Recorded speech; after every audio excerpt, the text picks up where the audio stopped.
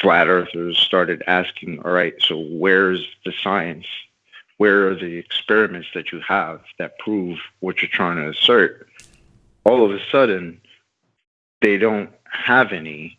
And now it's become, well, science doesn't prove things. And I always find that funny when ballers say that. I've been hearing that a lot, be it here or Discord or wherever. A lot of the ballers, they like to say, well, science doesn't prove things. And it's like, what do you mean science doesn't prove things? You have a hypothesis. You're trying to either prove or disprove that. And it's like, all of a sudden now that you guys are not worried about cause and effect. It's funny that Anthony came in here and said they took out cause and effect from Wiki, because lately that's another thing that they've been saying. We're not concerned with cause. We just see the effects, and we just assert that those effects are what we're trying to argue. So that they don't care anymore about actual cause and effect. They just see effects and say, yep, that's what it is. It's because we live on a spinning ball. Just accept it. We don't care about the cause. We just see the effects, and that's what we're arguing. And yeah, it's pretty sad that they had to take it out of Wiki.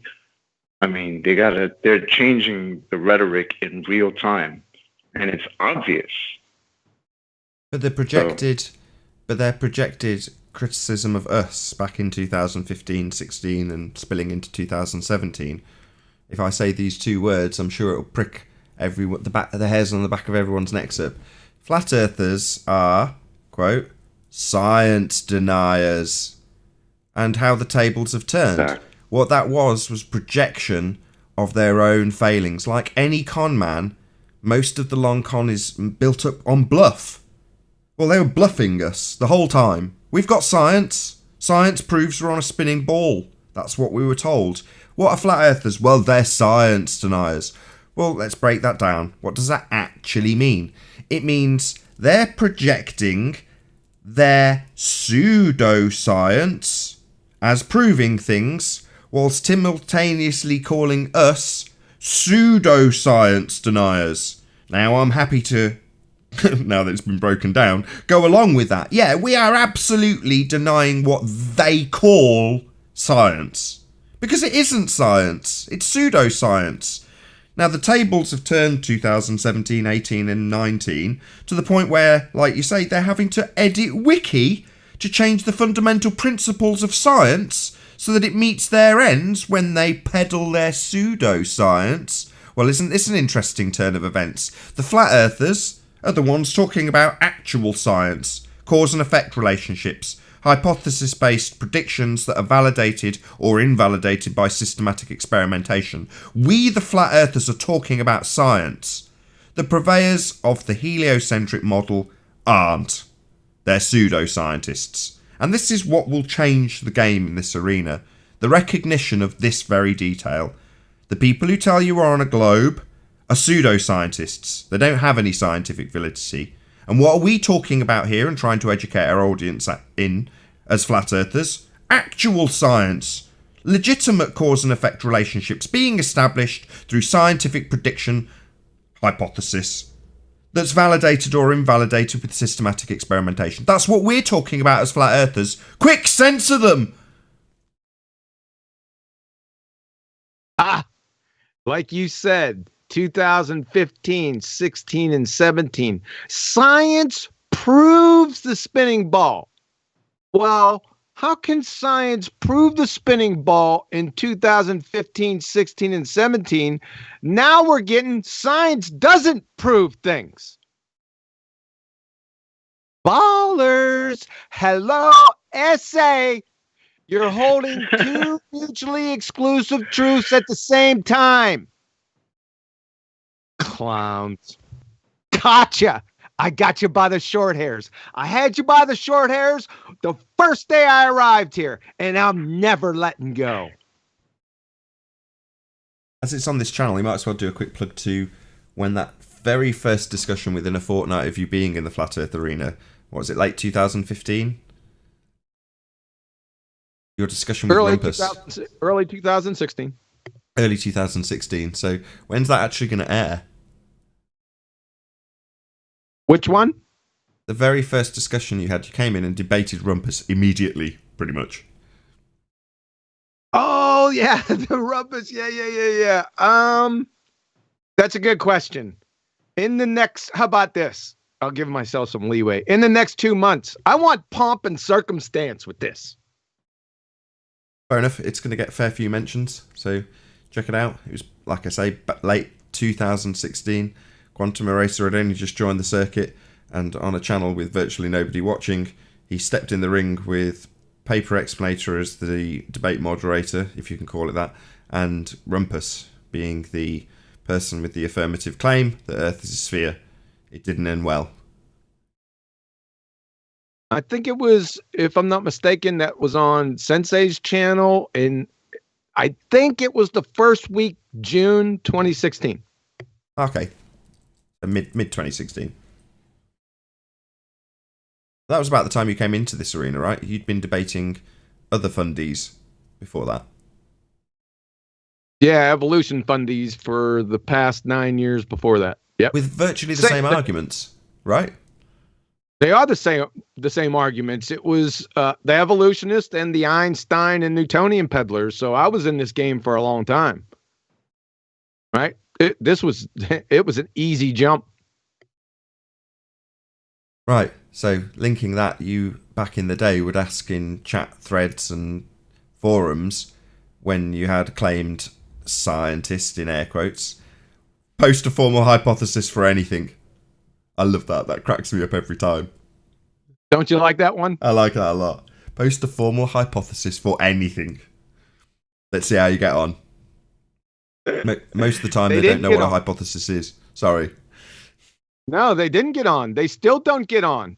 Ask people. Put them up against a wall with it. Especially, see, I always sat back and waited for the self-professed PhDs to show their little cards or show their face, and then I jumped all over them. So I just look back, just recon forums, just waiting for them to say something, because eventually their pride's going to get in the way and they're going to say something, and they always come out with their credentials. Yeah, I love it when you do that. Just waiting for you. It's a shame Betty's not on the call. She's in the chat. I'm hoping she'll join so she can back me up on this, what I'm about to say. So, yeah, I get a fair few compliments on my ability to debate people. And the main thing, the main point, the one crucial detail that I've learned that means I win when debating Flat Earth is this.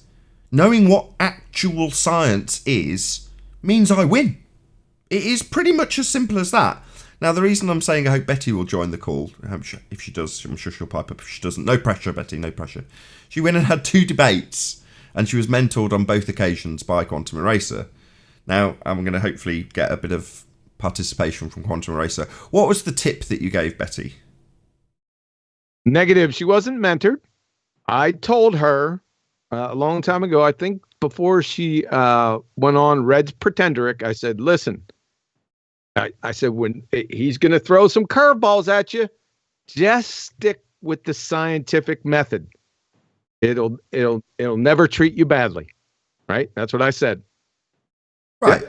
So the point being that with that one bit of advice, if you can understand and argue from a position of actual science, and I'm going to say it again, we're flat earthers giving you this information, abide by the scientific method and you'll win as a flat earther. What does that tell you, globies? That when you fight with us using empiricism and science, you lose. That says it all.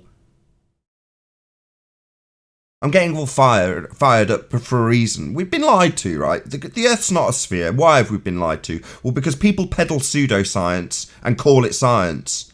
And then you come to a flat Earth channel like this, Quantum Eraser channel. He's predominantly talking about the nature of our reality.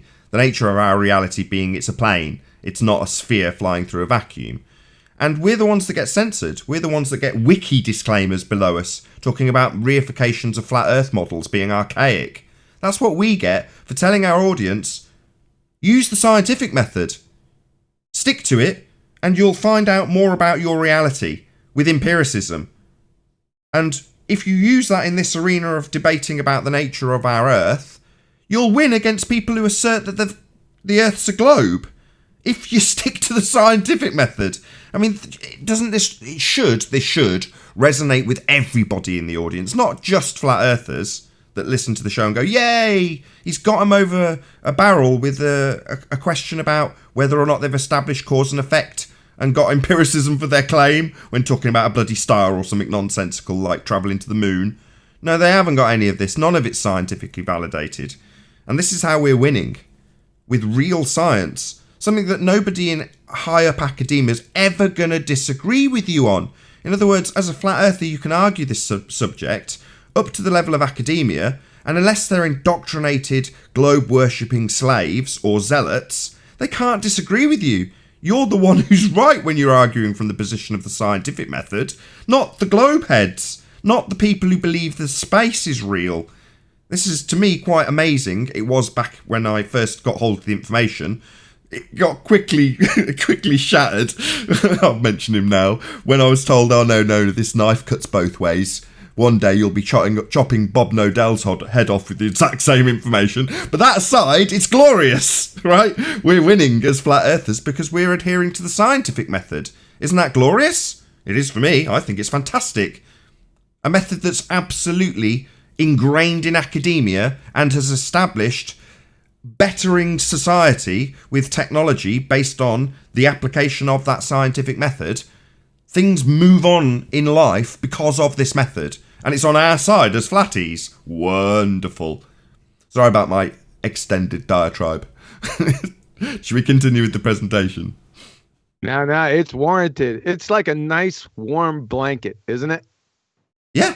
Knowing that you're right, and the people who are actually doing things that benefit humanity, not the ones coming up with just so stories, the ones that actually advance society. So, yeah, science doesn't seem all that useful when people present certain experimental data. You go, oh, what does that mean? Well, it doesn't mean a great deal to the general public until technology comes along based on that experiment. Then people are all for whatever it is that you're validating through systematic experimentation because it becomes useful to them, normally much further down the line. But nothing that's punted from the pseudoscience religion of a globe is useful. None of it's useful. The only things they pretend that are useful in their model were predicted long before the heliocentric model even existed. So their claim bloody predictions aren't that great. The fact that they've managed to wrap them around a sphere is just a testament to how much they want their religion to work. Doesn't actually do anything useful. Science, on the other hand, does. It progresses humanity, and it's on flat Earth's side. Make no mistake. Awesome.